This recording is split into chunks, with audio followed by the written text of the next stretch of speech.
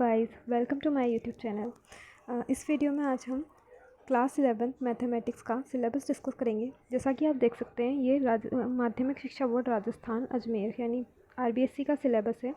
और ये एनसीईआरटी का सिलेबस और आरबीएससी का सिलेबस सेम होता है, क्योंकि आरबीएससी का एनसीईआरटी से लिया गया सिलेबस है।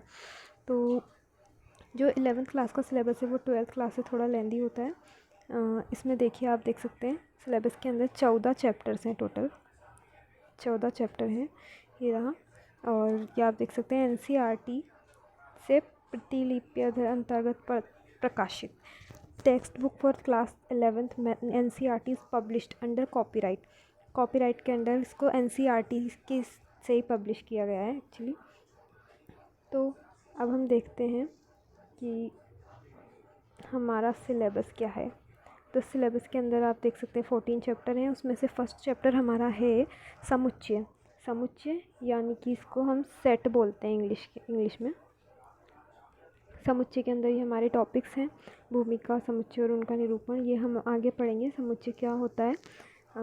समुच्चय आई थिंक इस पूरी बुक का सबसे सिंपल चैप्टर है, बट इसे हमें अच्छे से पढ़ना होगा क्योंकि ये 7 मार्क्स का है। इसका जो है एग्ज़ाम में 7 मार्क्स का कंटेंट आता है।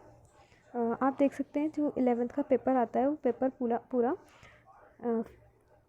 100 मार्क्स का होता है। जो एनुअल वाला पेपर होता है, वार्षिक वाला, वो 100 मार्क्स का होता है और 3.25 घंटे का इसमें टाइम होता है, ठीक है। जबकि 12th में अगर हम देखें तो वो 80 नंबर का पेपर होता है। तो इसके अंदर हमने फर्स्ट चैप्टर देख लिया, समुच्चय है, सेट है। इसके बाद सेकंड हमारा चैप्टर है संबंध और फलन, रिलेशन और फंक्शन। हम रिलेशन और फंक्शन के बारे में पढ़ेंगे। उसके बाद थर्ड चैप्टर है हमारा त्रिकोणमितीय फलन यानी ट्रिग्नोमेट्रिक फंक्शंस। इसके अंदर हम पढ़ेंगे भूमिका, कोण, त्रिकोणमितीय फलन, दो कोणों के योग का अंतर का त्रिकोणमितीय फलन, ये भी पढ़ेंगे हम इसके अंदर। उसके बाद है हमारा फोर्थ चैप्टर सम्मिश्र संख्याएं, द्विघातीय समीकरण। अभी तक हमने रियल नंबर्स तक पढ़ा था। रियल नंबर्स को और हम वाइड बड़ा करते हैं इस सेट को। सेट जो हम आगे पढ़ेंगे उसमें समझ में आ जाएगा। तो सम्मिश्र संख्या बनती है और उसके जो है हम क्वाड्रेटिक इक्वेशन पढ़ेंगे उसके सम्मिश्र संख्याओं में। उसके बाद फिफ्थ चैप्टर है हमारा रेखिक असमीकाएँ। एक अच्छा चैप्टर है। इसके अंदर अभी तक हमने इक्वेशंस पढ़ी हैं, समीकरण पढ़े हैं। समीकरण और असमीका में एक छोटा सा फ़र्क होता है, वो हम आगे पढ़ेंगे इस चैप्टर में। रेखिक समीकरण की तरह ही थोड़ा चेंज होता है, बस उसके अंदर रेखिक असमीकाएँ। इसके बाद सिक्स्थ चैप्टर है क्रमचय और संचय यानी कि परम्यूटेशन एंड कॉम्बिनेशन। ये चैप्टर बहुत इंपॉर्टेंट है। आगे भी हमारे जो अगर हम आगे मैथ्स पढ़ते हैं, आगे भी बीएससी वगैरह में, तो हमारे बहुत काम आता है। इसके बाद 7th चैप्टर है द्विपद प्रमेय, बाइनोमियल थ्योरम। ये थ्योरम बहुत इंपॉर्टेंट थ्योरम होती है। इसका कंटेंट 6 मार्क्स का आता है एग्ज़ाम के अंदर। और ये जो थ्योरम है आप देख सकते हैं धन पूर्णांकों के लिए होती है द्विपद प्रमेय। धन पूर्णांकों के लिए द्विपद प्रमेय यानी कि पॉजिटिव इंटीग्रल इंडाइसेस, इनके लिए होती है। इसके बाद 8th चैप्टर है हमारा अनुक्रम तथा श्रेणी, सीक्वेंस एंड सीरीज़।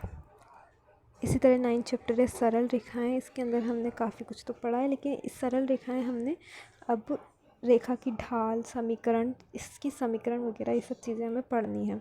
यानी अब हमें सिंपल सरल रेखा नहीं पढ़नी, उसकी समीकरण पढ़नी है और उसके दो रेखाओं के बीच में दूरी, ये सब पढ़ना है। उसके बाद 10th चैप्टर है शंकु परिच्छेद। शंकु आपने पढ़ा होगा, इस बार हम शंकु परिच्छेद पढ़ेंगे 10th चैप्टर के अंदर 11th क्लास में।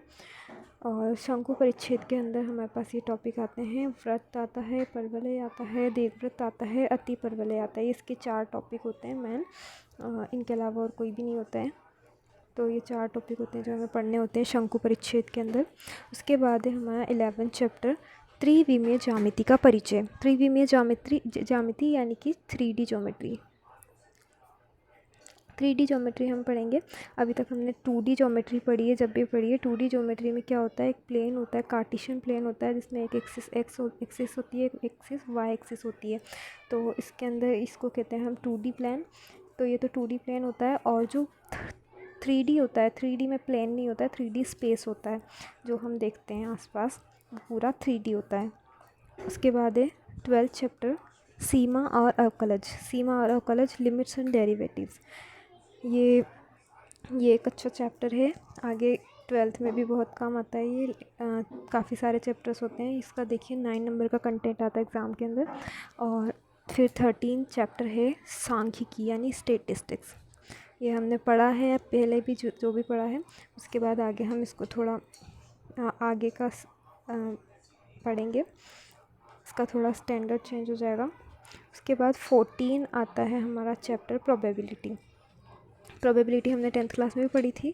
10th क्लास के बाद ये आगे थोड़ा सा चैप्टर को स्टैंडर्ड इंक्रीज़ होकर आती है प्रायिकता, तो इसको हम 14 चैप्टर के अंदर पढ़ेंगे।